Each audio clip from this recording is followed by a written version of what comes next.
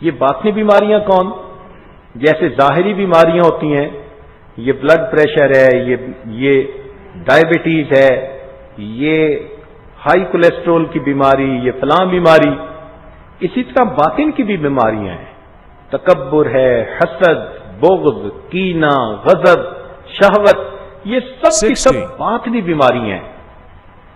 تو اللہ تعالیٰ کی طرف سے یہ شرط ہے کہ دنیا میں ان بیماریوں سے اپنے آپ کو پاک کر لو، اپنا علاج کروا لو.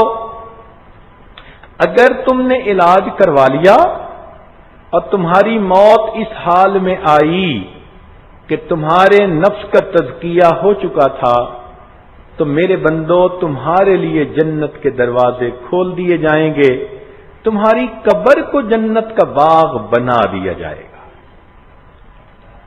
اور اگر تم نے دنیا میں منمانی کی اور میرے حکموں کی غفلت برتی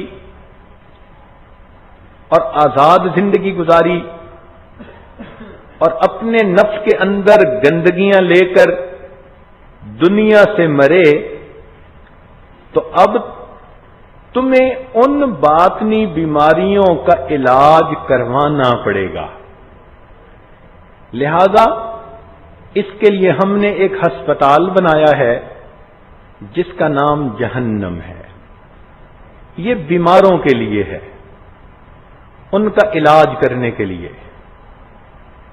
کیونکہ تم بیمار ہو، لہذا ہم تمہیں پہلے ہسپتال میں داخل کریں گے.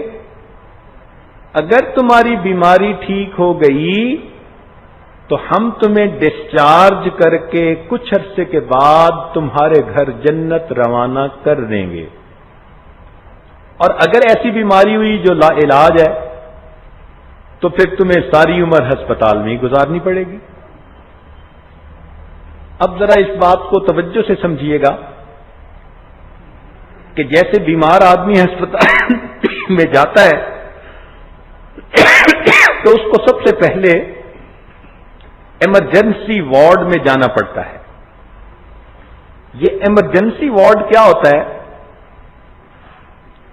اس میں تھوڑا سا عملہ متعین ہوتا ہے.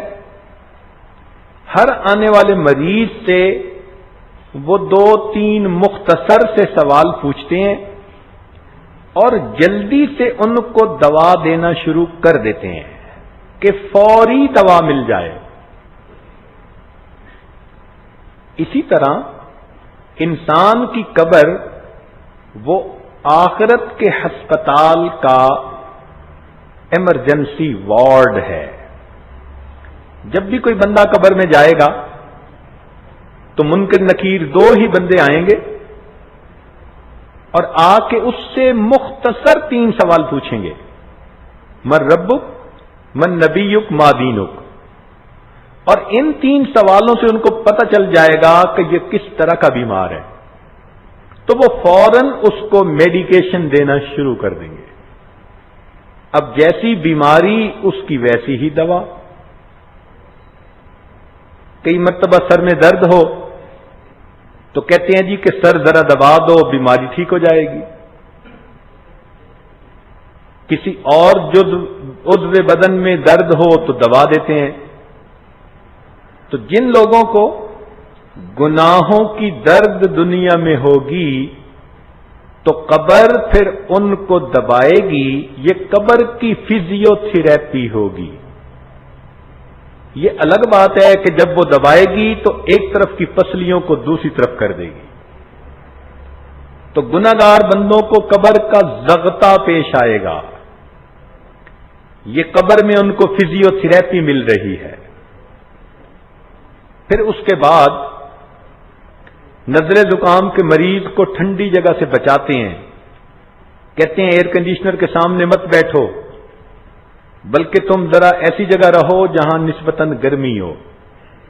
تو جن کو گناہوں کی بیماری نزلہ زکام ہوگا تو ان کی قبر میں بھی جہنم کی کھڑکی کھول کر ٹیمپریچر کو ذرا زیادہ کر دیں گے کہ تم ٹھنڈی جگہ رہنے کے قابل نہیں، تمہارا نزلہ زکام کا مسئلہ ہے.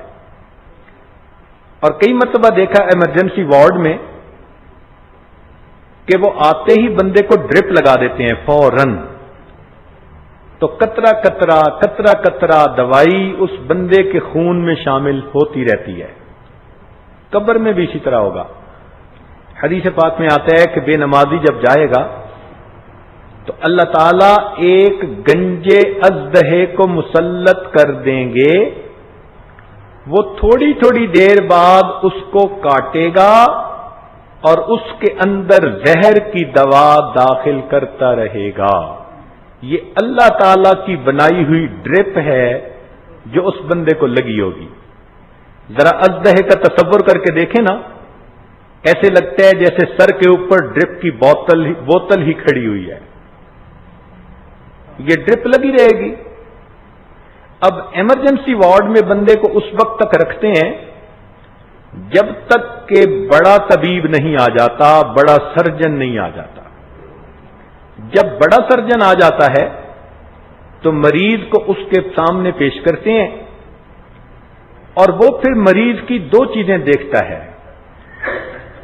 ایک تو جو اس کی فائل بنتی ہے اس کو چیک کرتا ہے، اور دوسرا اس سے ہسٹری بھی لیتا ہے، تفصیلی سوال پوچھتا ہے، اور ان دو چیزوں کے ذریعے پھر وہ فیصلہ کرتا ہے